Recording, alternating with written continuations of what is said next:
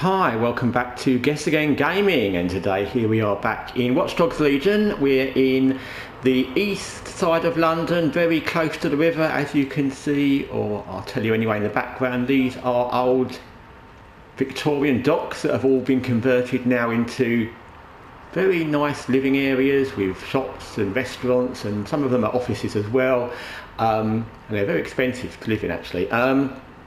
In the background there you can see that tall skyscraper building is where central London is in relation to where we are. And it's a nice sunny evening. It's 20 minutes past 6.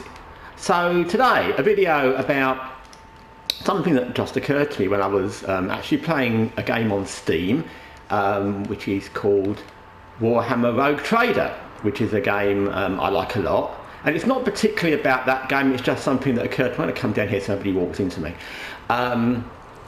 Yeah, it's something that occurs to me while I was playing that game.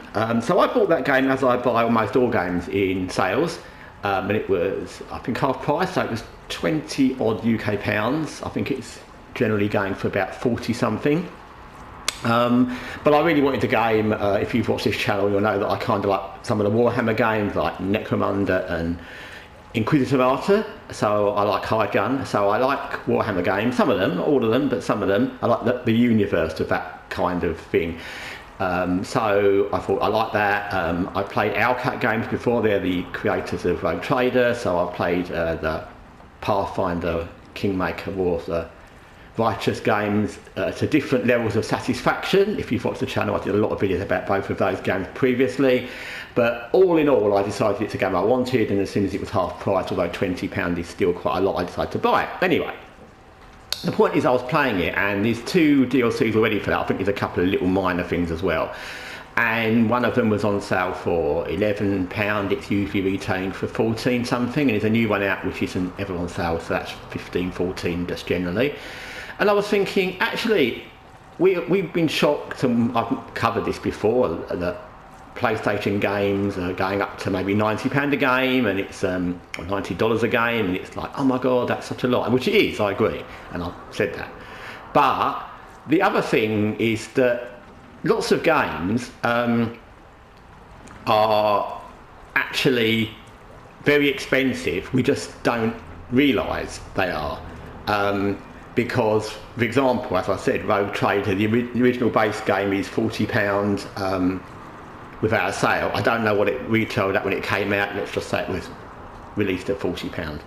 And the 2 DLCs that are already out are both £15 each, not in sale. That makes £70 for a Steam CPRG game. Or CPRG. Anyway, so that's a lot of money. And there's probably going to be more DLCs. War of the Righteous has huge amounts of DLCs on PlayStation and Steam as well. Although they're always in sale, there's a lot of them. And I'm not particularly picking on Owlcat games. This is just an example because I was thinking of this when I was playing Rogue Trader. But lots of games, especially in the last 10 years, have lots of DLCs. I'm not talking about skins. I'm not talking about skins or cosmetics or those kind of things, or pay to win. I'm not talking about any of that kind of thing. I'm talking about missions or characters that are kind of basically essential to the game.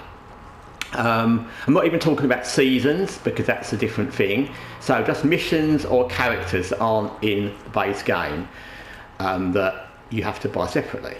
And lots of games would end up being well past the £90 mark if you added in all the DLCs that are available. Often I scroll, PlayStation especially, where I look at games and I just won't buy them because even though they sound sort of interesting, because of the amount of DLCs there are, and I think, I'm not going to, unless it's a bundle, I'm not going to buy it. Inquisitorata, had I not got the bundle with all the DLCs, I probably wouldn't have bought that originally, because the fact that there were so many DLCs to pick up if I wanted to get what would basically be the complete game or all the content would have been daunting and expensive. And it's a thing, it's getting dark now, it's a thing where often we don't consider the whole cost of a game when we buy a game. So although yes, it's shocking that PlayStation games are going to be this amount of money, and they probably end up being more money. I wouldn't be surprised with $100 at some point not long in the future. But actually we often spend that money anyway. Lots of games, Assassin's Creed has 2 DLCs which are in sales often, but when they aren't, I think one's maybe 10 and one's like 20, and the base game was probably 60. I'm guessing now, I didn't buy it originally, but again, you know, you're talking about near $90. So it's often hidden in games because of the way they do them. In the old days before DLC, so back to PlayStation 2, PlayStation 1, when you got a game, you just got the game because there was no option for DLCs, thank God. Because then, if they wanted to have an extra character in the game, or extra missions, it would be in the game. And they would look at the game and they would think, well, this character is a great character, it will be in the game. This is a great mission, it's in the game. If they decided then to charge slightly more for the game because of that, that's what they did, and we wouldn't have known that because how the game was priced, who knows.